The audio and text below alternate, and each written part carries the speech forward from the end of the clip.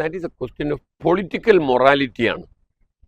ഒരു ബലാത്സംഗ കേസിൽ പ്രതിയായ ഒരാൾ ആ രാഷ്ട്രീയ പദവി, ജനങ്ങൾ തിരഞ്ഞെടുക്കപ്പെട്ട ഒരു പദവി രാജിവെക്കേണ്ടത് ഒരു പൊളിറ്റിക്കൽ മൊറാലിറ്റിയുടെ ഭാഗമാണ്. കാരണം അദ്ദേഹം പ്രതിക്കൂട്ടിൽ നിന്നുകൊണ്ടാണ് തെരഞ്ഞെടുപ്പിനെ മത്സരിച്ചെങ്കിൽ ജനങ്ങൾ തിരഞ്ഞെടുക്കുമോ? സ്വാഭാവികമായി ജനങ്ങൾ അത് റിജക്റ്റ് ചെയ്യുമായിരുന്നു. അപ്പം രാജിവെക്കണോ എന്ന് ചോദിച്ചാൽ മോറൽ റൈറ്റ് എന്ന് no moral right to continue as an MLA. അയാൾ രാജിവെച്ചേ തീരൂ. കാരണം നമ്മൾ എന്തിനാണ് ഹേമന്ത് സോരൻ ജയിലിൽ പോകുന്നതിന് മുമ്പ് രാജിവെച്ചത്? അദ്ദേഹത്തിന് മുൻകൂർ ജാമ്യം കിട്ടിയില്ലായിരുന്നുവെങ്കിലും CPM-ന്റെ നിലപാട് ഇതാണോ? അല്ലല്ലോ. അദ്ദേഹം ജയിലിൽ പോവുകയാണെങ്കിൽ രാജിവെക്കണ്ടേ? അപ്പം ജാമ്യം കൊടുക്കുന്നതും കൊടുക്കാതിരിക്കുന്നതും ഒരാളെ കുറ്റമുക്തമാക്കുന്നതോ അല്ലെ കുറ്റക്കാരനാക്കുന്നതോ ആയിട്ടോ നമുക്ക് കാണാൻ പറ്റില്ലല്ലോ. ഒരു വിക്ടിം പറയുകയാണ്, എന്നെ ഇത്ര കണ്ട് പീഡിപ്പിച്ച ഒരു മനുഷ്യനാണ് ഇദ്ദേഹം. അപ്പൊ അദ്ദേഹം ആ സ്ഥാനത്ത് തുടരുന്നത് മോറലി കറക്റ്റാണോ? ഒരിക്കലുമല്ല. CPM-ന്റെ ചില അന്വേഷണ ഏജൻസികളെല്ലാം ഉണ്ട്. അവരന്വേഷിച്ചിട്ട് കുറ്റം പ്രൊമോഷൻ തടഞ്ഞു, സ്ഥാനക്കയറ്റം കൊടുത്തു, താഴ്ത്തി. ഇപ്പൊ പാലക്കാട്ടൊരു MLA അദ്ദേഹം എന്തൊക്കെ ചെയ്തവരാണ്. അദ്ദേഹത്തിന് ഇപ്പോൾ പദവി ഉയർത്തി കൊടുത്തു. പക്ഷെ നമ്മളെ നാട്ടിൽ നിലവിലുള്ള നിയമം അനുസരിച്ച് അദ്ദേഹം ഒരു റേപ്പ് കേസിൽ പ്രതിയായ ഒരാൾ MLA ആയി തുടരുന്നത് നാണക്കേടാണ്, ലജ്ജാകരമാണ് എന്ന കാര്യത്തിന് യാതൊരു സംശയവുമില്ല.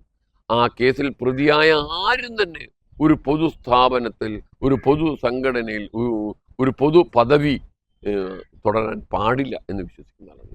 പക്ഷെ വാട്ട് എവർ ഇറ്റ് ഈസ്, രണ്ടാണെങ്കിലും it is an assault on Indian womanhood. Indian സ്ത്രീത്വത്തിനെതിരെയുള്ളൊരു കടന്നാക്രമണം. സ്ത്രീ എന്ന് പറയുന്നത് പവിത്രമാണ്. സ്റ്റിൽ റിമെമ്പർ അങ്കമാലിയിൽ ഒരു MLA-ക്കെതിരെ ആരോപണം വന്നപ്പോൾ as a prosecutor I strongly opposed the bail. കാരണം സ്ത്രീത്വത്തിനെ കടന്നാക്രമിക്കുന്നത് ഒരു പൊതുസമൂഹത്തിൽ ഒരു മാന്യനായ വ്യക്തിയായി നമുക്ക് അംഗീകരിക്കാൻ പറ്റില്ല, ഒരിക്കലും അംഗീകരിക്കാൻ പറ്റില്ല. അതുകൊണ്ട് തന്നെ അദ്ദേഹം പൊതു പദവികൾ അലങ്കരിക്കുന്നത് ശരിയല്ല എന്ന് വിശ്വസിക്കുന്ന ആളാണ്. MLA ആണെങ്കിലും മന്ത്രിയാണെങ്കിലും ഏത് പദവി.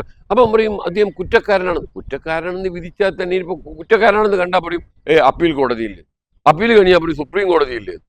അന്തിമമായി അദ്ദേഹത്തെ കുറ്റക്കാരാണെന്ന് കാണാൻ പറ്റുന്നവരുണ്ട്. It will make no difference.